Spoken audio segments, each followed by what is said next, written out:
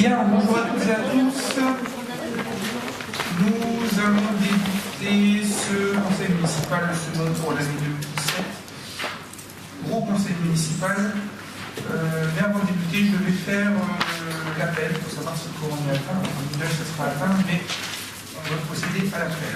Monsieur Pierre Griner, présent. Monsieur Naman Bruno, présent. Mademoiselle Denis Jessica. Monsieur Jean-Pierre Bonnet, présent. Mademoiselle Gilles Gualdoni, présent. Monsieur Damien Jasinski, absent excusé, donne pouvoir à Monsieur Naman. Mademoiselle Coquelet Camille, présent.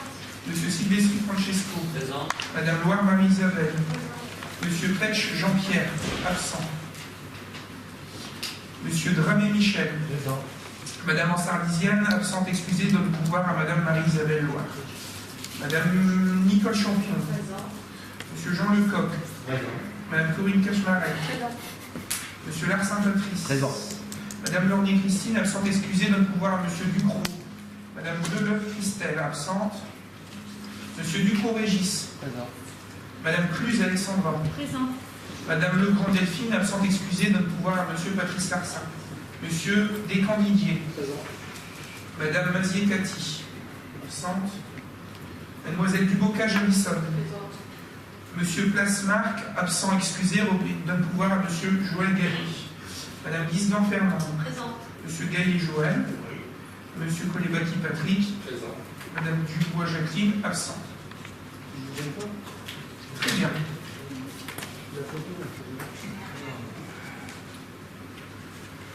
Bien, avant de débuter, nous allons nommer un secrétaire de séance. Je propose que M. Régis Ducrot soit, s'il accepte, secrétaire de séance. Voyez-vous des objections?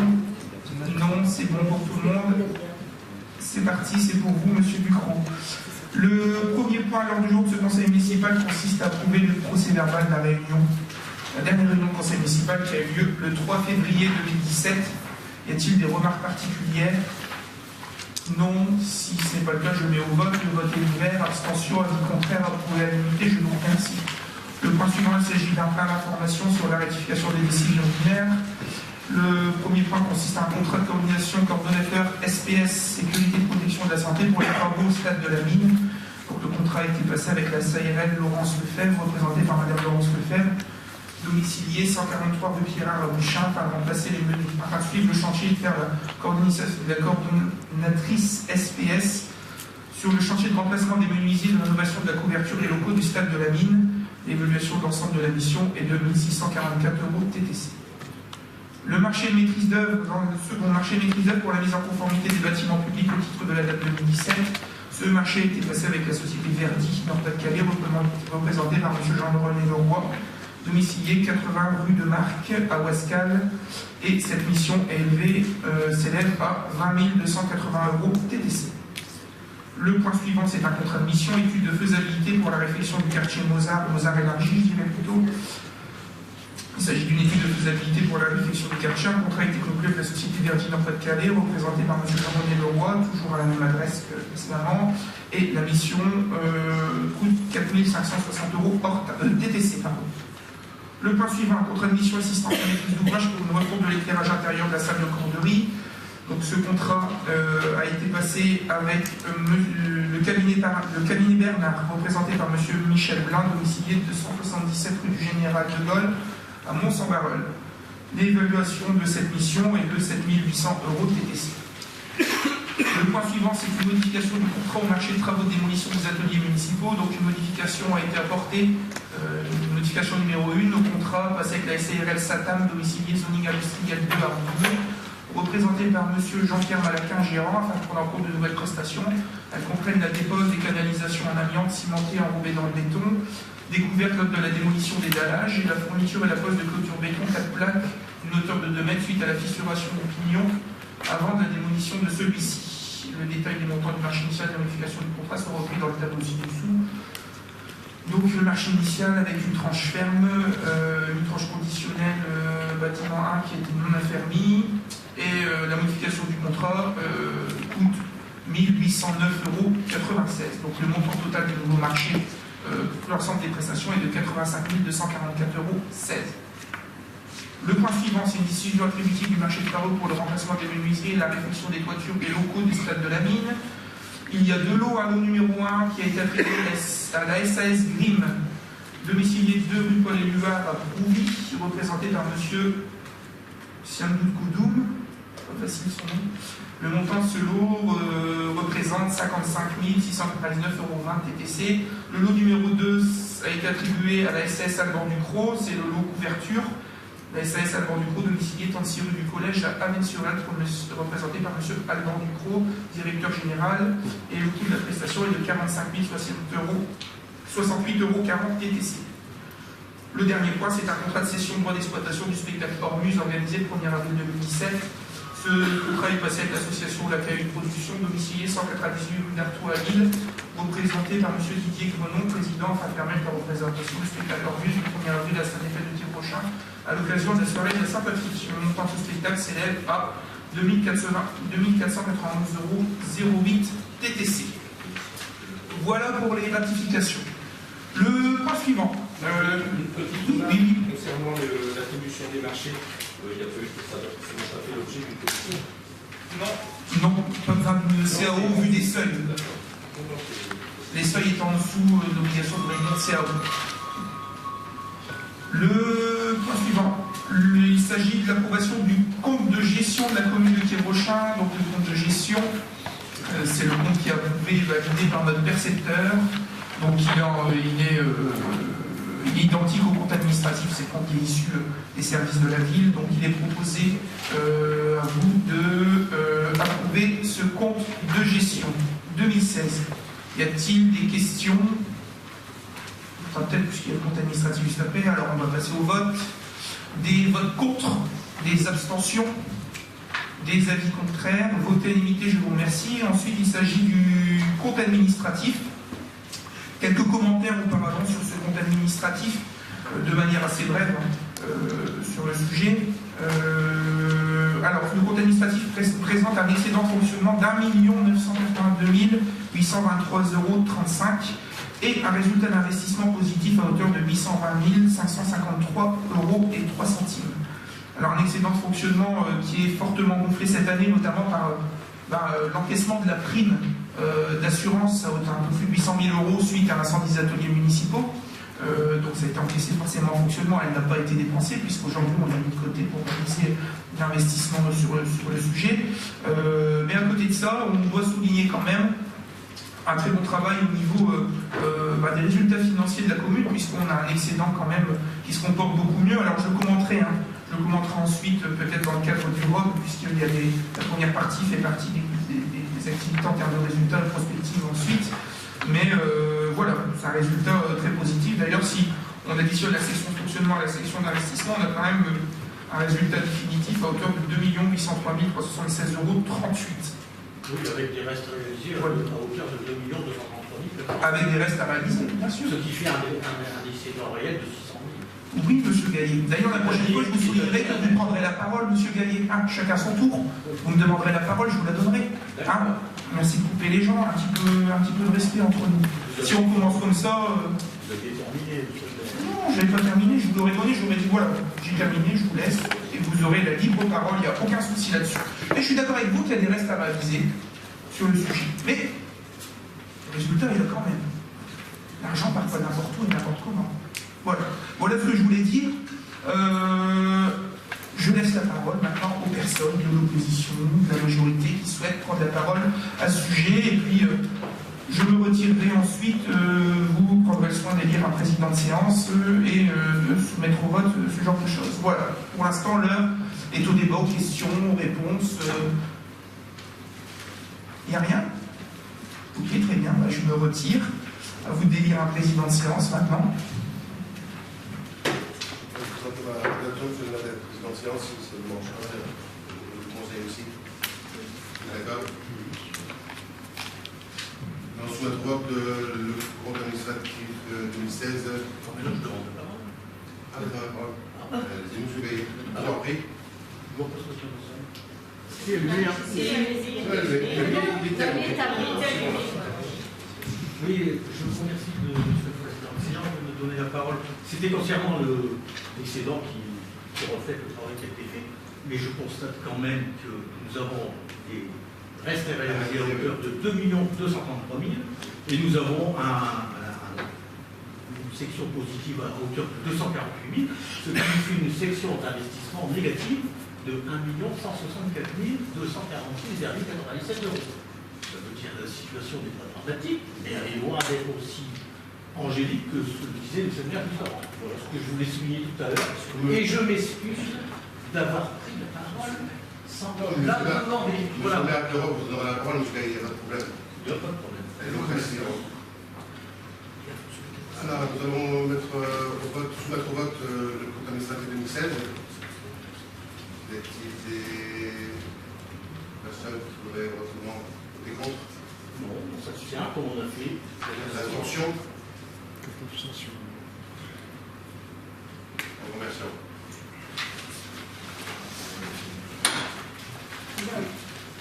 Je rends la parole à M. le maire. Merci, monsieur le premier adjoint. Effectivement, s'il y a un certain nombre de remarques, on les abordera peut-être par la partie robe, juste ensuite. Il s'agit maintenant, après l'adoption à la majorité de ce compte de gestion et ce compte administratif, de faire l'affectation définitive des résultats. Donc, comme on disait tout à l'heure, il est proposé au conseil municipal d'affecter l'excédent d'1 980 823,35 € de cette manière. 1 300 000 € dans la section d'investissement, ce qui va amener un certain autofinancement. Comment a été fléché ces 1 300 000 €, 800 000 € qui sont liés à l'indemnité d'incendie des ateliers municipaux, et 500 000 € obligatoires qui représentent le seuil minimal de remboursement du capital de la dette compris en dépenses d'investissement. Et nous proposons de mettre 682 823,35 € dans section de fonctionnement dans le cadre de l'excédent de fonctionnement reporté. Il s'agit d'une surabondance qui est toujours mise en place sur le sujet. Voilà ce qui vous est proposé aujourd'hui dans ce cadre-là. Y a-t-il des questions? Non, pas de questions. J'ouvre le vote. Des avis contraires, des abstentions. 3 abstentions plus une voix représentée, ça fait 4. Le reste, voté à la majorité, c'est bon pour tout le monde, je vous remercie.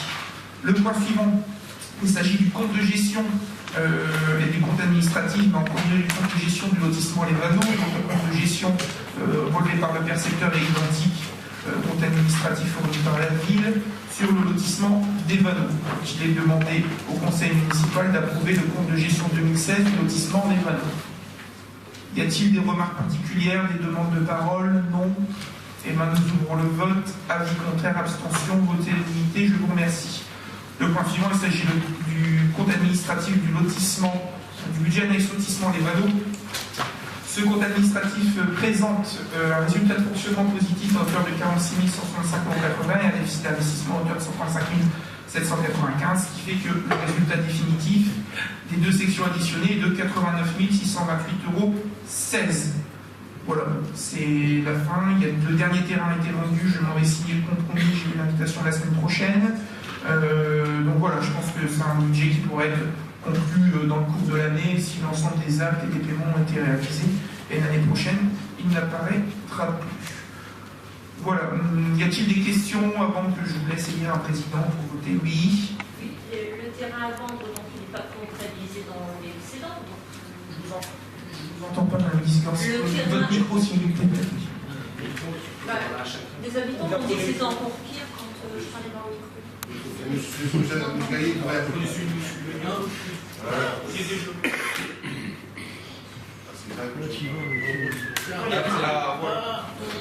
Oui, je voulais savoir si le terrain dont vous parlez, il n'est pas comptabilisé là, dans l'excédent. Non, pas du tout. Donc l'excédent sera encore plus important. Comment ça? Il y a un excédent dans les... Non, il y a un déficit et la vente du terrain viendra combler ce déficit. Alors il y aura peut-être un léger déficit à la fin, à la clôture du budget, qui sera repris et renforcé par le budget vide. On intégrera le déficit par le budget vide. Il suffit de calculer le prix du dernier terrain. Je ne sais plus comment il l'avait vendu. Donc voilà, je ne sais plus le prix sur lequel vous êtes réservé. 50 000, on est à 89, donc ça fait 39 000, 40 000 €. Voilà.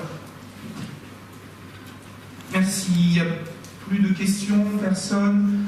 Je vous laisse élire un président de séance. Et puis, approuver ou non ce compte administratif. On soumet le vote administratif 2016 du lotissement des panneaux. Y a-t-il des avis contraires? Abstention? Je vous remercie. Merci pour ce vote à l'unanimité. Même chose que pour le budget ville. Il s'agit de faire une affectation des résultats. Donc les choses sont assez simples. L'affectation se fera en section d'investissement en termes de recettes. Donc nous proposons d'affecter les 46 167,80 € en 10,68,01 en tant que recette en section d'investissement. Voilà. Y a-t-il des remarques particulières sur le sujet? Peut-être sur les vanneaux, monsieur Namor, 2 minutes sur l'avancée du dossier. Parenthèse, je vais commencer juste pour dire que tout à fait, les vanneaux ont commencé. La fin de chantier a été réalisée. Les vanneaux. Les vanneaux. Je reviens sur les vanneaux parce que j'avais remis. Je vais pouvoir le dire quand même. La fin de chantier a été signée il n'y a pas très longtemps. La réception, c'est la fin de chantier. Et alors Ça a duré quand même dans le temps et nous sommes occupés. je comprends pas ce qui est arrivé. La réception de chantier a été faite. Oui. Le chantier est terminé depuis des années maintenant, mais la réception de chantier, vous vous souvenez, on en avait parlé. On avait vu aussi notamment avec l'Oréal sur le fait de l'intervention d'Oréal n'ayant pas de réception de chantier, le réseau d'assainissement étant placé dans le domaine public, l'Oréal n'intervenait pas. On arrive à travailler avec eux. Il y a des soucis là. Donc la réception de chantier a été faite récemment et pour le moment, le géomètre est en train de travailler sur la domanialité pour le classement dans le domaine public, dans l'ensemble des voiries et des espaces publics. Donc quelque chose qui sera réglé très rapidement. Oui. Donc on peut dire que c'est une bonne opération. On frise les 200 logements avec un déficit de 38 000. Je pense que c'est une bonne opération. Qui va être épongé dès que le terrain sera vendu. Non, il reste pas trop. Je comprends pas. Il y a 89 000 de déficit, il va y avoir à la fin 39 000. Oui, quand tous les terrains ont été réglés, qu'on clôturera le budget, il restera un déficit à hauteur un déficit de 40 000 €. On fermera le budget, il sera intégré dans la ville et la ville épongera les 40 000 €. Tout ça, ça sera compensé par la taxe. Comment on l'a fait, ça je ne sais pas. Ça dépend si le président de la République va passer. Sans faire de débat, ça dépendra qui soit président de la République. Il y a quelqu'un qui propose ça.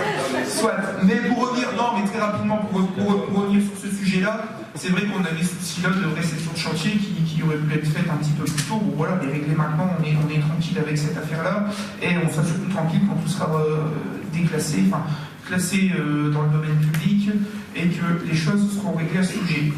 Une opération terminée, ça nous permet d'avancer sur la seconde opération des verreries et de travailler sur de nouvelles opérations aujourd'hui, chaque opération en son temps. Alors maintenant j'ouvre le vote sur le sujet. Y a-t-il sur l'affectation des résultats, y a-t-il des avis contraires, des abstentions, votés à l'unité? Je vous remercie. Nous passons maintenant, sans transition, comme dit ça à la télé, sur l'approbation du compte de gestion et du compte administratif de lotissement des verreries. Le premier, le compte de gestion qui est validé par le percepteur et qui est identique au compte administratif fourni par la ville. À ce titre-là, nous vous proposons de l'approuver. Il n'y a pas de remarques particulières. J'ouvre le vote. Des abstentions, des avis contraires. Abstention. D'accord. Donc 3 plus une voix représentée, abstention. Pour le reste du conseil, c'est approuvé. Donc approuvé à la majorité. Concernant le compte administratif, donc le résultat de fonctionnement est de 0 € et le résultat d'investissement est de... C'est un déficit de 731 932,07 €. Un déficit qui a diminué par rapport à l'année dernière, notamment par le règlement par Valeno Habitat des terrains qui leur avaient été cédés dans le cadre de leur opération d'aménagement. Cependant, il reste encore 731 000 qui seront aussi comblés par le virement d'un reste FZIC de l'enveloppe 2011-2014. Mais il restera même avec cette enveloppe FZIC un résultat assez négatif sur le sujet. Voilà. Affaire en cours, l'audissement n'est pas terminé, il y a encore du travail. Mais voilà.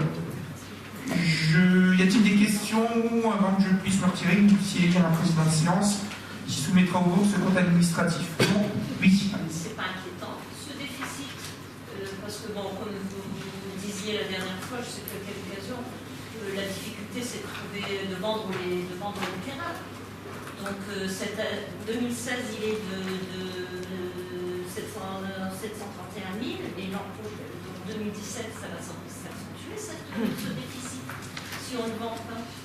Je crois que vous ne comprenez pas grand-chose. Premièrement, l'utilisation des micros pour les conseils Peut-être que municipaux. quelqu'un va pouvoir m'expliquer. Non, je vais vous l'expliquer. Première chose. Deuxième chose, vous ne comprenez pas grand-chose au fonctionnement de ces groupes-là. Enfin, je vais vous expliquer, je vais faire en toute pédagogie. Pour réaliser un Dans une lotissement... commission qui serait avant, Ah oui, ça serait bien. oui, bien sûr. Mais ça va peut-être aider ceux qui ne comprennent pas ici. Oui. Enfin bon, vous êtes élu depuis 1995 ici, même 10 ans. Si vous ne comprenez pas le fonctionnement des budgets, c'est inquiétant quand même. Si vous vous rendez selon un temps, on se rend compte aujourd'hui que vous ne comprenez pas le pourquoi. Moi, je m'étais rendu compte que certains ne comprenaient pas dans l'ancienne équipe le fonctionnement des budgets. Pas tous, hein. Il y a certains d'entre vous qui comprenaient très bien ça. Mais vous, je crois que j'avais des doutes et ils se confirment sur le sujet. Mais vous savez, pour réaliser le lotissement des ferries, il a fallu faire un certain nombre d'aménagements. Des aménagements qui représentaient un coût et des dépenses d'investissement. Ces dépenses d'investissement, parce que préalablement, pour viabiliser, ça représente un coût. Pour vendre les terrains, on ne peut pas vendre les terrains n'importe comment. Donc ces dépenses d'investissement seront compensées et sont compensées par la vente des terrains viabilisés qui viendront équilibrer l'ensemble des dépenses. C'est une opération simple. Hein. Alors, c'est des finances publiques, c'est des un petit peu plus complexe sur la forme, mais sur le fond, c'est la même chose qu'un lotisseur privé.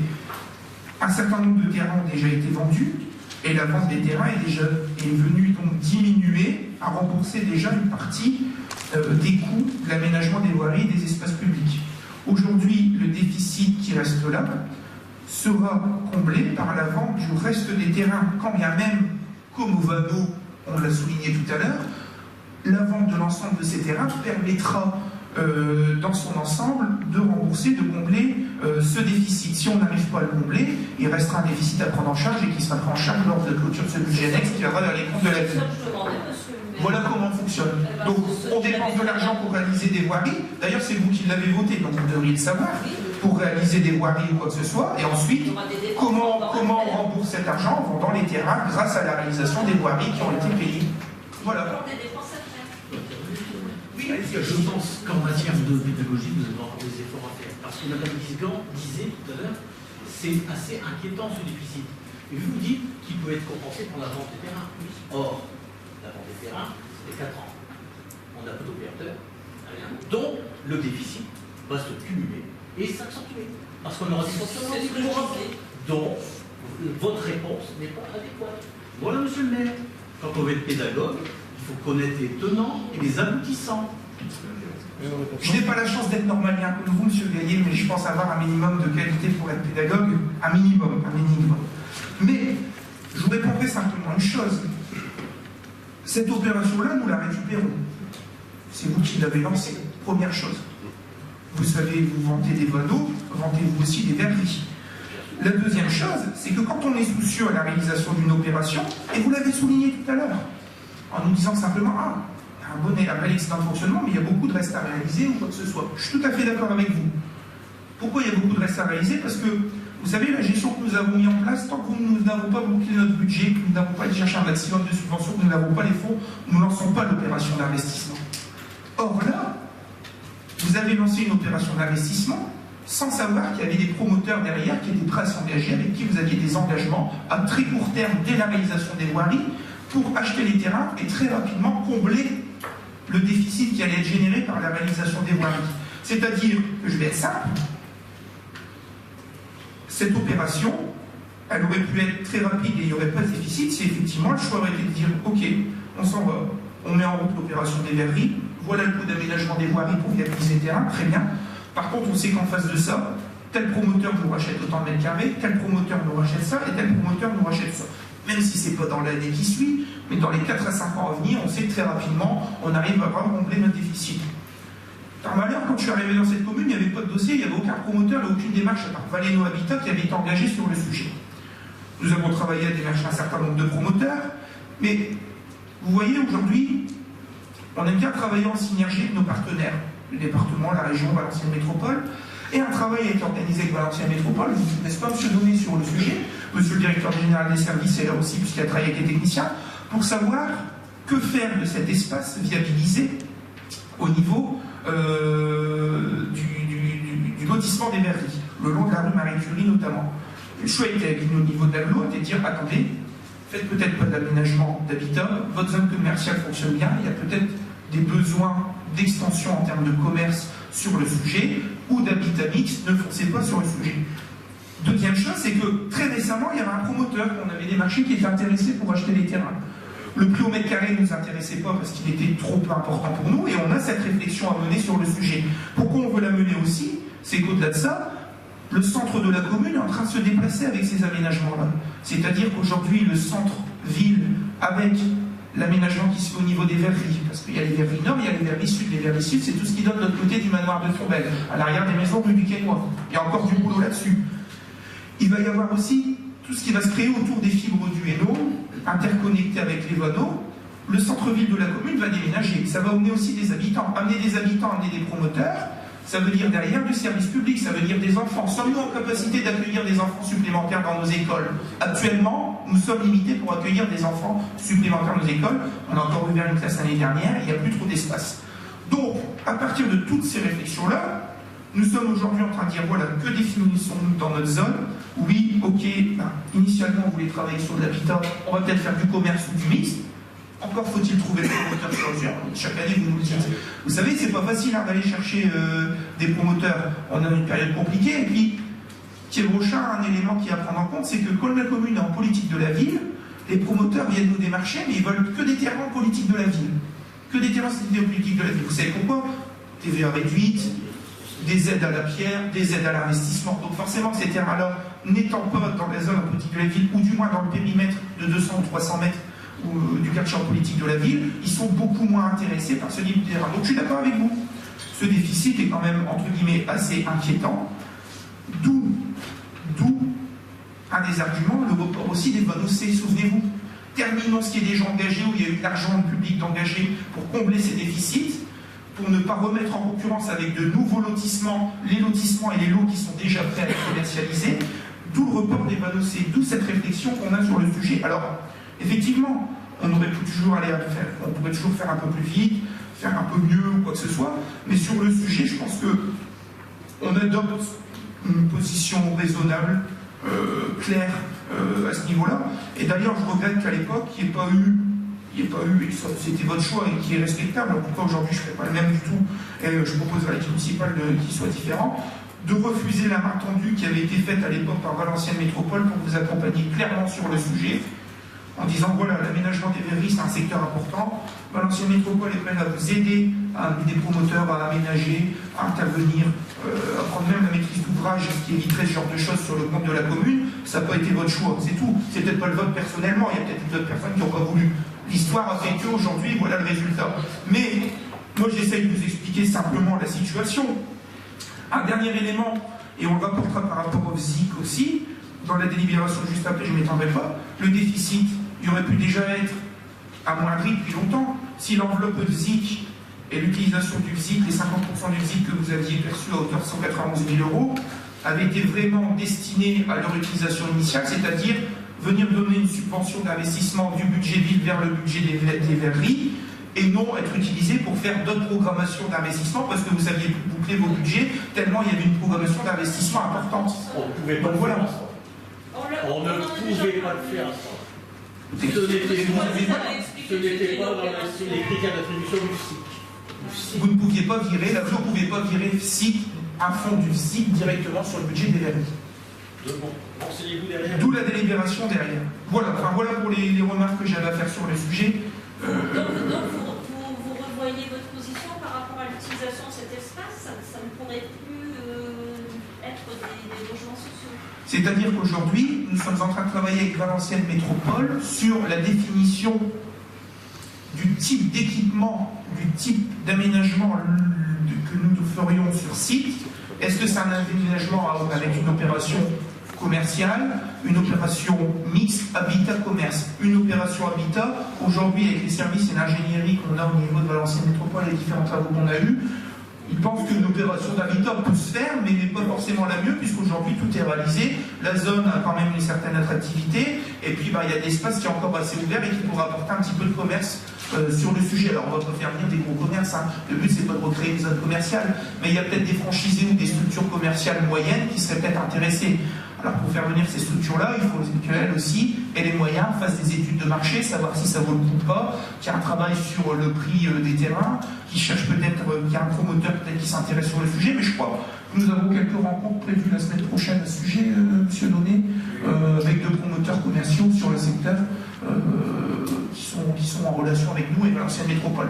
Je suis tout à fait d'accord avec vous. Le plus vite sera le mieux. Voilà sur le sujet.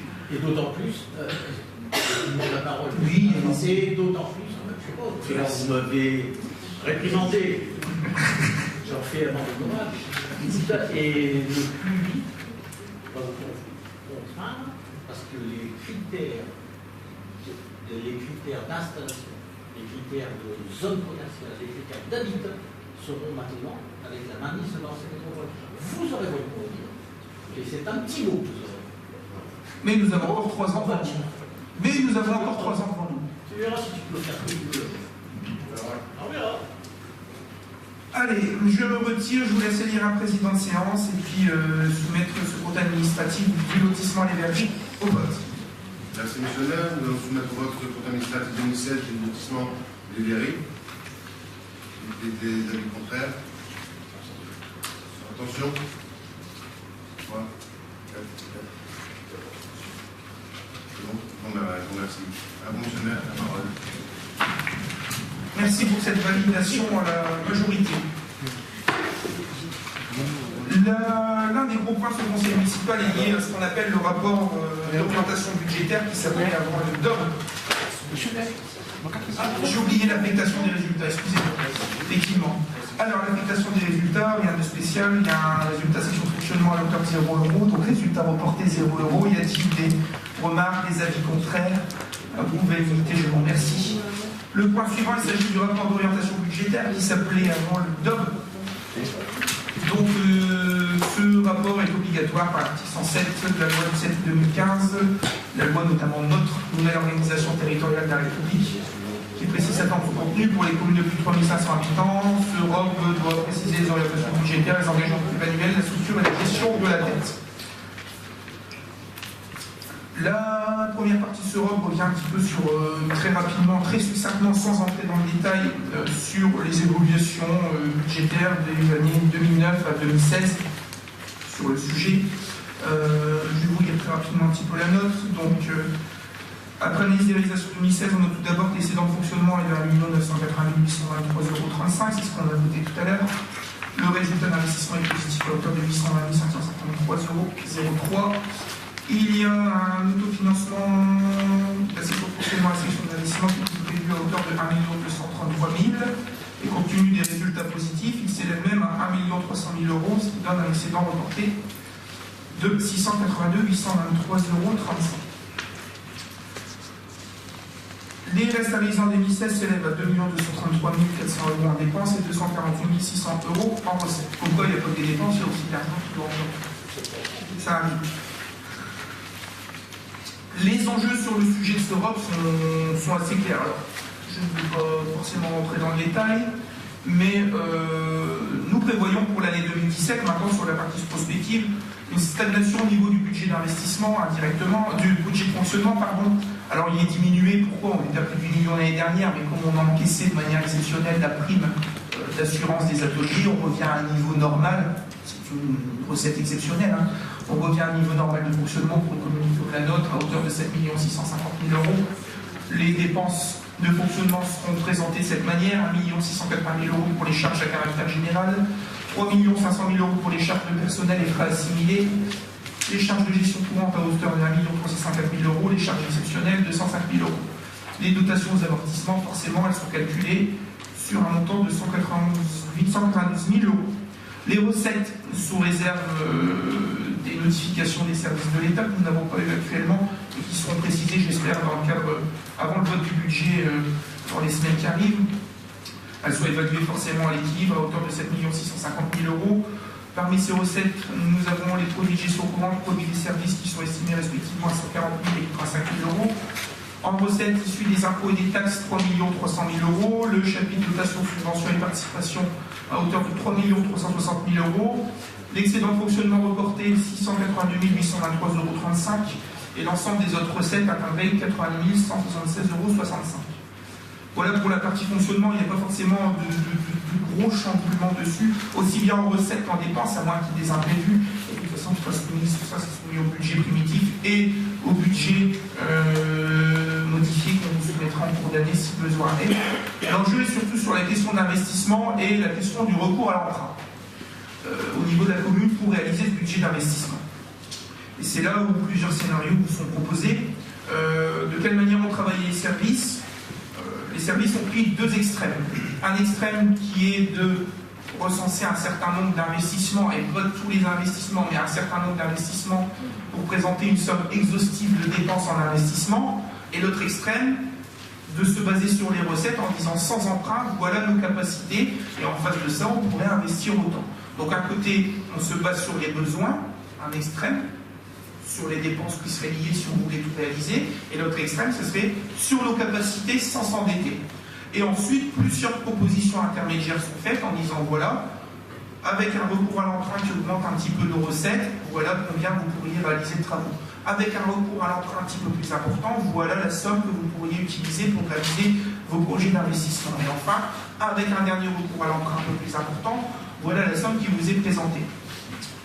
Aujourd'hui, si je prends le premier extrême, c'est-à-dire quelque chose d'assez exhaustif au niveau des dépenses et des recettes d'investissement, le budget d'investissement devrait s'équilibrer à hauteur de 5 815 300 euros, ce qui est impossible sur le sujet, puisque cela nous obligerait à aller chercher un emprunt à hauteur de 2 152 800 euros. C'est énorme pour une commune comme la nôtre. Je pense que cette proposition-là aujourd'hui peut et doit surtout, pour les finances de la ville, doit être écartée. La deuxième proposition, c'est une proposition sans emprunt. Donc de se baser uniquement sur les autofinancements.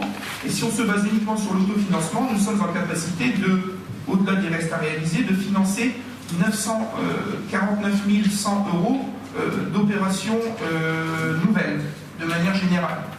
Ce qui ferait que le budget global d'investissement serait de 3 717 500 euros. Ce qui limite quand même un certain nombre d'investissements et ce qui, pense pour moi, n'est pas forcément une situation raisonnable au vu du taux d'endettement de la commune qui est quand même assez clair, de la gestion rigoureuse qui est menée notamment dans le cadre du budget de fonctionnement, mais aussi parce que faire la coupe drastique dans les investissements nous privera de recettes futures, notamment le remboursement de la FCTVA basé sur les investissements qui sont réalisés et qu'on a en recettes en section d'investissement 2 ans plus tard. Donc forcément, moins investir cette année, c'est de récupérer moins de FCTVA dans 2 ans.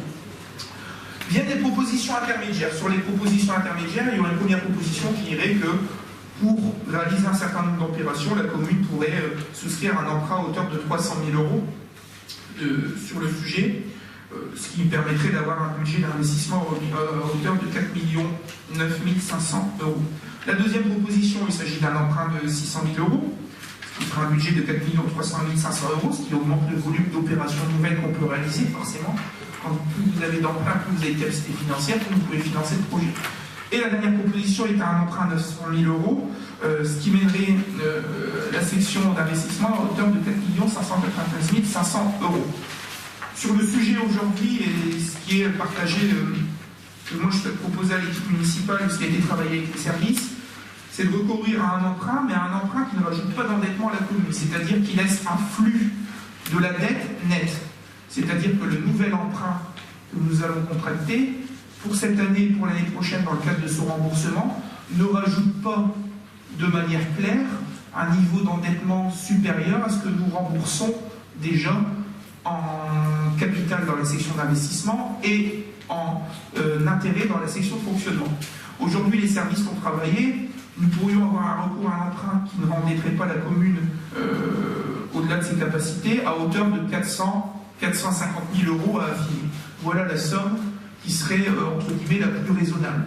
on a un effet levier parce qu'on a des moyens pour investir, mais à côté de ça, on n'alourdit pas l'endettement de la commune et on n'a pas des ratios, notamment les ratios de rigidité, qui viennent au rouge. Voilà la proposition qui vous sera certainement faite dans le cadre du budget 2017. Sur la seconde partie, il s'agit des engagements pluriannuels. Les engagements pluriannuels, ils sont notamment liés à des conventions qui sont passées avec l'établissement public foncier. Peut-être les rappeler, ces conventions. Je vais les retrouver dans mon dossier. Excusez-moi. Oui, c'est ça. Mais je ne sais plus il faut que je retrouve les montants et les délais. Les montants. Le PEF a des fois des difficultés aussi un petit peu sur les montants, puisqu'ils sont toujours en constante évolution au vu de l'acquisition foncière, etc. Aujourd'hui, sur les engagements pluriannuels qu'on a avec le PF, effectivement, il y a la Cour Bourgogne élargie. Elle a été signée le 17 juin 2015, elle est donc effective jusqu'au 17 juin 2020, sauf pour prolongation, à demande de la ville ou de l'EPF. Et actuellement, le foncier a été acheté. L'ensemble du foncier maîtrisé représente une enveloppe de 426 971,21 €. Le quartier Saint-Martin, la convention qui a disparu et qui n'existe plus aujourd'hui, donc on peut l'oublier, mais elle faisait toujours partie. Ça, c'est un tableau qui a été fourni par l'établissement public foncier, mais cette opération sera terminée. L'îlot Cronvois, c'est ce qu'on appelle les fibres du vélo. 28 février 2017, mais souvenez-vous, nous avons voté une prolongation encore pour 5 ans, ce qui portera la fin de cette convention au plus tard en 2022. Et là, les sommes engagées, ou la ville sera engagée, ça serait à hauteur de 241 631,71 €. Et enfin, la dernière, il s'agit de l'îlot Équipart, c'est l'opération quand même la plus avancée, et qui aujourd'hui devrait se terminer, elle a été signée en 2013, et elle devrait se terminer en août 2018, c'est ça, sauf prolongation, on n'a pas besoin pour l'EPF, parce que l'opération n'est pas terminée ou par la ville. Et la maîtrise foncière représente aujourd'hui 812 159,79 €. Voilà pour les engagements pluriannuels. Un autre engagement pluriannuel, mais qui est le moins important, qui n'est pas forcément repris, il s'agit de la date, on le disait tout à l'heure, puisque c'est une programmation entre guillemets officielle, 2016, 2017, 2018 sur l'accessibilité, et nous nous sommes engagés auprès de la préfecture de réaliser ce genre de choses. Et je crois que pour l'année 2017, la somme est à la fin, il aurait droit à un pour 171 ou 175 000 €. Voilà pour cette partie-là. La dernière partie relève de la structure et de la gestion de la dette. Peut-être reprendre ce qui est écrit dans la note, puisque c'est quand même bien présenté. Au 31 décembre 2016, l'encours de dette est de 5 283 137 € et 39 centimes. La commune, en 2016, soutient un emprunt de 350 000 €, c'est ce que nous avions présenté. Ce qui lui a permis de se désendetter. Alors, c'est pas parce qu'on fait un emprunt qu'on s'endette, on fait un nouvel emprunt, mais le flux net de la dette est négatif, c'est ce que j'expliquais tout à l'heure. Le montant du recours à l'emprunt de l'année étant inférieur au remboursement en capital de l'année, le flux net de la dette est de moins 151 777,80 €. En 2015, la ville n'avait pas fait d'emprunt, le flux net de dette de 2015 était de moins 480 766,72 €. Cela fait 2 années consécutives que la ville est en situation de désendettement. 2 années consécutives. 2015, 2016. J'aurais bien aimé dire 3, mais en 2014, si en janvier, nous étions pas élus, un emprunt à hauteur d'1 million n'avait pas été signé, ça aurait fait 3 années. C'est tout, c'était le choix, il fallait bien financer les investissements. Par contre, en parcourant des indicateurs, il s'avère que l'encours de dette reste globalement élevé, d'où le fait d'être raisonnable. Avoir de l'endettement, y faire attention, mais ne pas partir non plus dans des délires. L'un des ratios mérite une attention particulière, c'est le ratio de rigidité des charges structurelles qui en 2016 à 50%. Ce ratio est minoré par la circonstance. Alors ce ratio est quand même minoré dans le sens où nous avons eu des recettes exceptionnelles avec les 800 000 € des ateliers. Ça n'arrivera pas tous les ans sur le sujet. Il est aussi indispensable de tenir en compte les charges de personnel qui pourraient augmenter pour répondre à des objectifs de développement de services communaux et de recettes de fonctionnement dont le niveau ne peut être que certain pour les années à venir, plus précisément à l'endroit des dotations. Donc on préfère avoir un principe de précaution, même chose. Surtout en période électorale, on ne sait pas quelle sauce nous allons être mangée à l'avenir, ça dépendra des résultats des élections. En tout cas, je pense qu'aujourd'hui, il vaut mieux être prudent et avoir des bonnes surprises au courant de l'année qu'être optimiste, foncer et dire « Ah, on est peut-être allé un petit peu trop loin ». Donc voilà, c'est un choix qui est fait sur le sujet. Donc l'idée est de faire quand même attention sur le sujet et puis sur bien maîtriser nos dépenses de fonctionnement, notamment les dépenses de personnel. Après, à côté de ça, s'il y a des volontés de développer des services qui obligent à avoir du personnel en plus, il faudra les assumer, ce sera un choix, ça sera de se dire attention, on pourra peut-être moins s'endetter, on pourra peut-être moins investir. Mais au profit du développement de services publics de proximité qui nous oblige à avoir du personnel. La durée de la dette est élevée aujourd'hui à plus de 10 ans, presque 11 ans. Elle a diminué en 2016, mais avait augmenté fortement en 2015. Les répercussions d'un emprunt de janvier 2014 sera sous le temps témoigne d'une dette qui vieillit progressivement et la traduction du désendettement amorcé depuis 3 ans par la ville. Dans la continuité, il conviendrait de recourir à un emprunt en 2017 qui permet de poursuivre le désendettement progressif de la ville, à savoir un recours inférieur à 450 000 €, c'est ce que je vous disais tout à l'heure. Un tableau prospectif de la dette a été établi dans 5 différentes propositions, c'est ce que je vous ai expliqué tout à l'heure, avec une proposition avec le maximum d'emprunt, une proposition sans emprunt et des propositions intermédiaires. Voilà un petit peu ce qui est présenté sur le sujet. L'objectif aujourd'hui, c'est de garder des finances quand même saines et de pouvoir continuer à investir et aussi d'aller chercher des partenaires, d'aller chercher des partenaires financiers, c'est-à-dire d'emprunter à des taux des fois assez bas et d'avoir la confiance de nos partenaires financiers sur le sujet en démontrant qu'il y a une gestion quand même rigoureuse des finances publiques, notamment dans le cadre du budget de fonctionnement. Voilà un petit peu les remarques que j'avais à faire dans le cadre de ce ROB.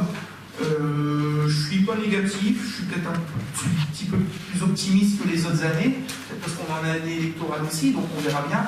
Quoique j'ai une inquiétude, quand je vois les propositions d'un certain nombre de candidats de supprimer des taxes d'habitation, alors comment on va le compenser, on verra à ce moment-là, j'en sais rien, ou de continuer de manière drastique la baisse des dotations dans les collectivités, quand bien même certains font déjà un petit peu de rétropédalage quand ils vont devant l'Assemblée des maires pour éviter de sortir dans de mauvaises conditions.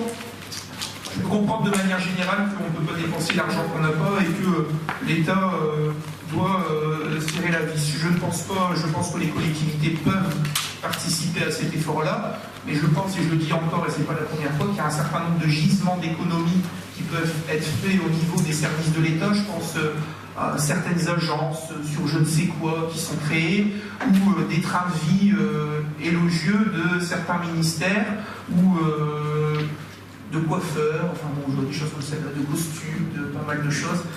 C'est la mode en ce moment de parler un petit peu de tout ça.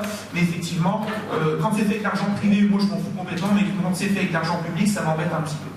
Et demander aux uns de faire des économies, ça nous oblige aussi à nous être exemplaires. D'ailleurs, vous verrez qu'il y a une délibération par la suite qui correspond à ça sur les indemnités des élus. Mais voilà, quand on demande des efforts, on les demande à tout le monde et on essaye d'être exemplaires. Je ne pense pas qu'aujourd'hui, l'État, de manière générale, a pu être exemplaire, quand bien même il est difficile de réformer, je suis tout à fait d'accord. Mais j'espère que cette baisse de dotation au niveau de la collectivité va diminuer et, ou du moins, si elle continue, sera moindre que celle que nous avons connue dernièrement, quand bien même nous avons la chance d'avoir un petit peu de DSU qui vient compenser la baisse de la DGF. Mais je crois que j'avais noté, de manière générale, dans les recettes, entre plusieurs années, je ne sais plus où je l'avais noté par rapport à 2012, c'est dans les documents juste avant, la baisse des dotations, combien nous avons eu de baisse de dotation depuis 2012, c'était quand même assez effarant. Dans le tableau, qui est, je peux le dire, c'est pas pour vous embêter ou vous noyer avec les chiffres, c'est pour que chacun d'entre nous puissions nous rendre compte de la réalité des choses.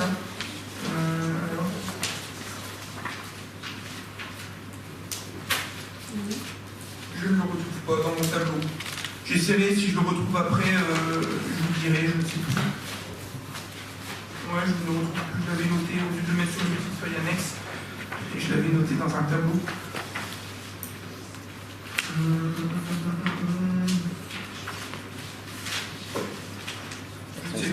ne sais plus.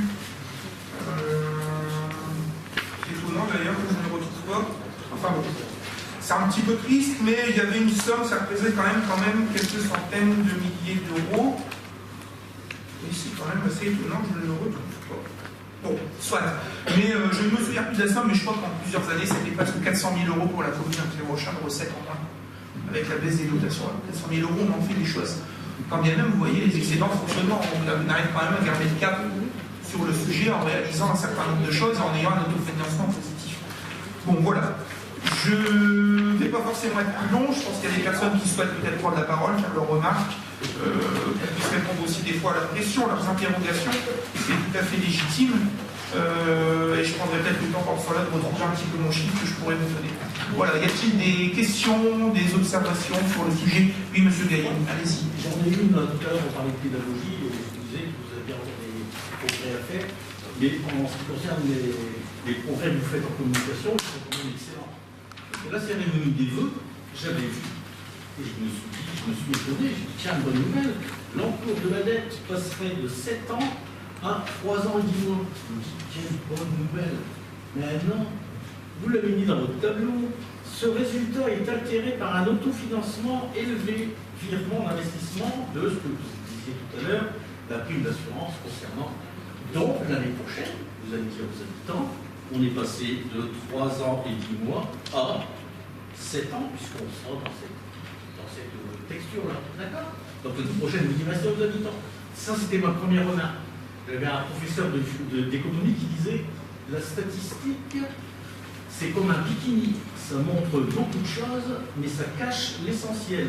Je crois que là, en matière d'essentiel, vous cachez l'essentiel.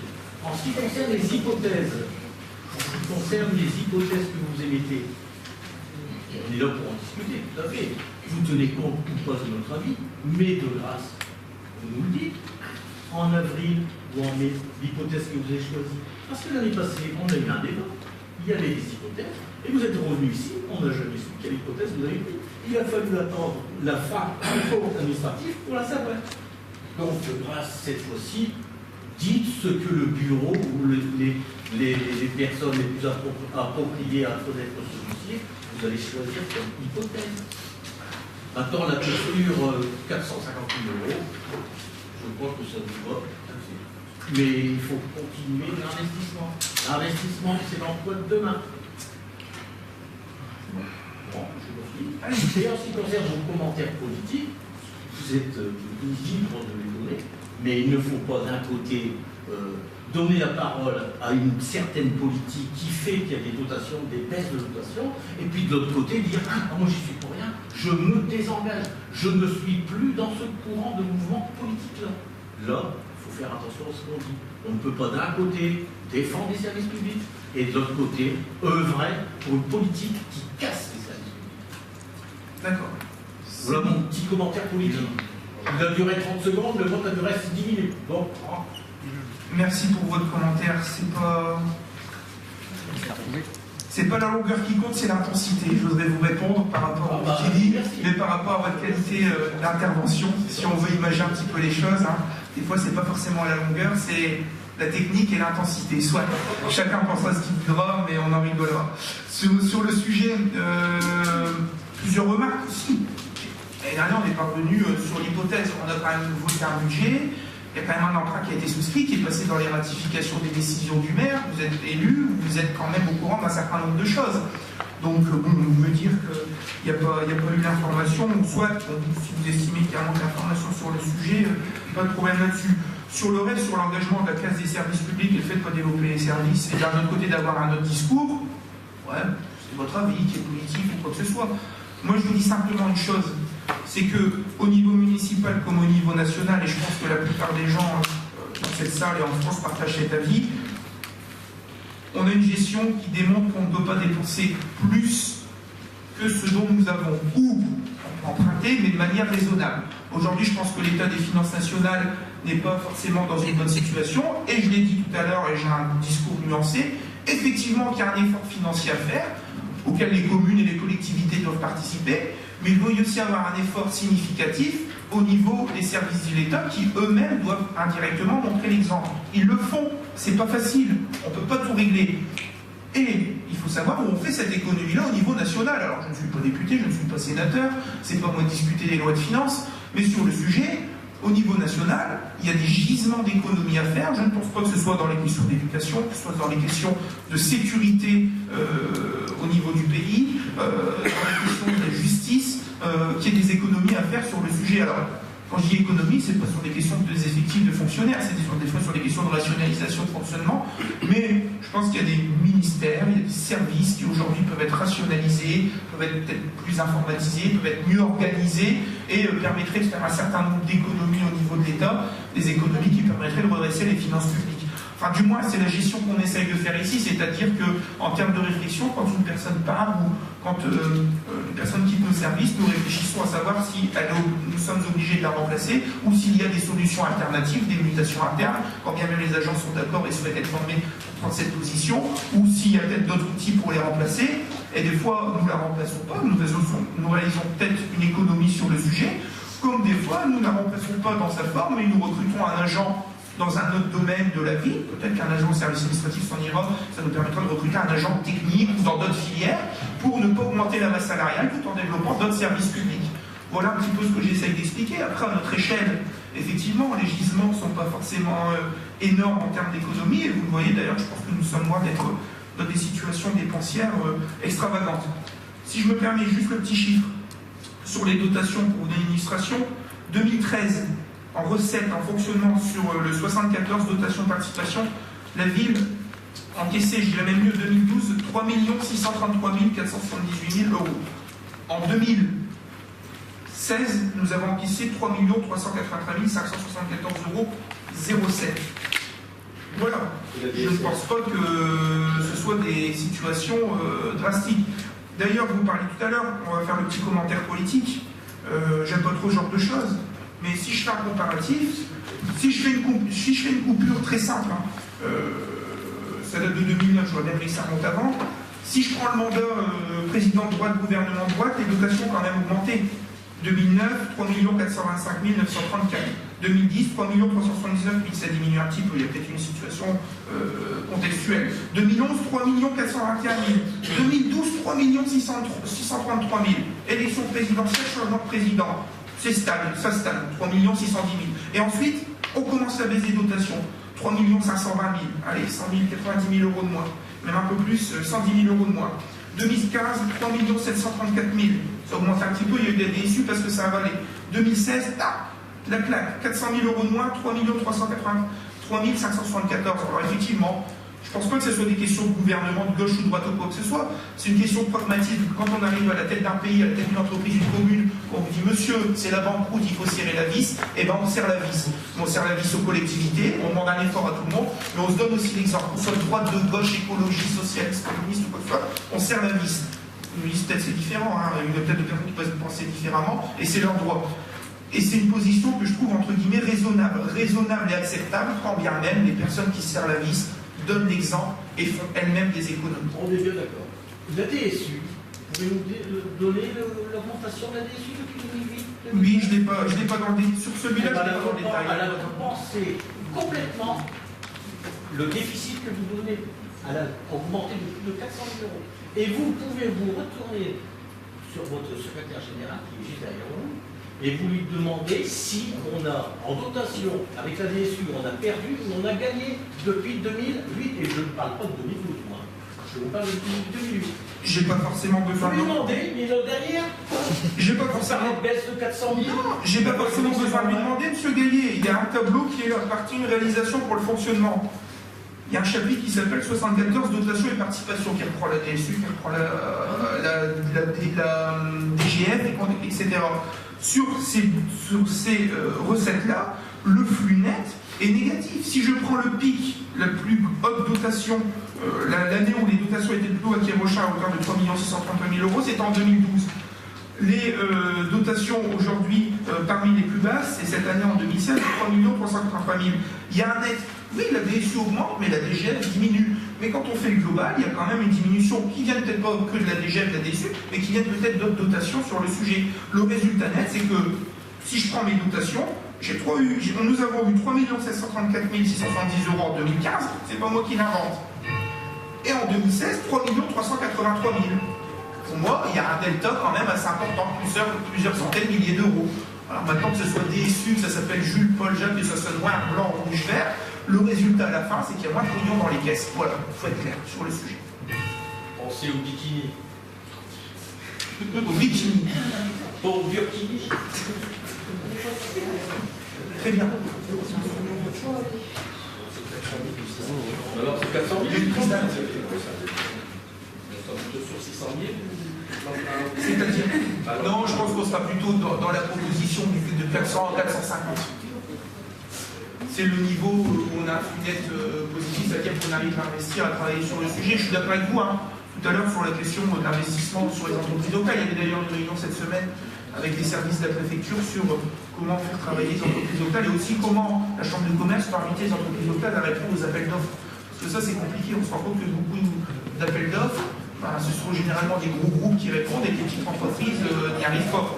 Regardez sur le marché des menuiseries, je suis content, des menuiseries de la couverture, ce sont plutôt des entreprises locales, moyennes, qui ont répondu et on ne se retrouve pas avec des gros groupes issus du BTP et qui peuvent réaliser et casser.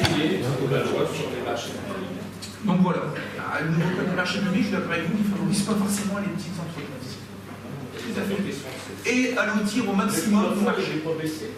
Allotir au maximum nos marchés.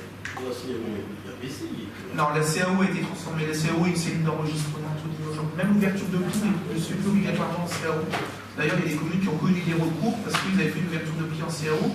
L'entreprise qui n'a pas été retenue a demandé pourquoi elle avait été retenue. Ils ont expliqué comment s'était passée la décision. Et l'entreprise s'est rendue compte avec son juriste que la CAO avait ouvert les pistes. On dit, bah bien, de forme, vous êtes obligé de le faire. Tac.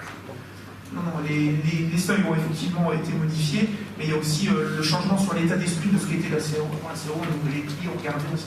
Dans la CAO est plus une chambre d'enregistrement. Est-ce qu'il y a d'autres prises de parole dans la salle? Non. Ça a été, je ne vais pas dire clair, mais on a essayé de faire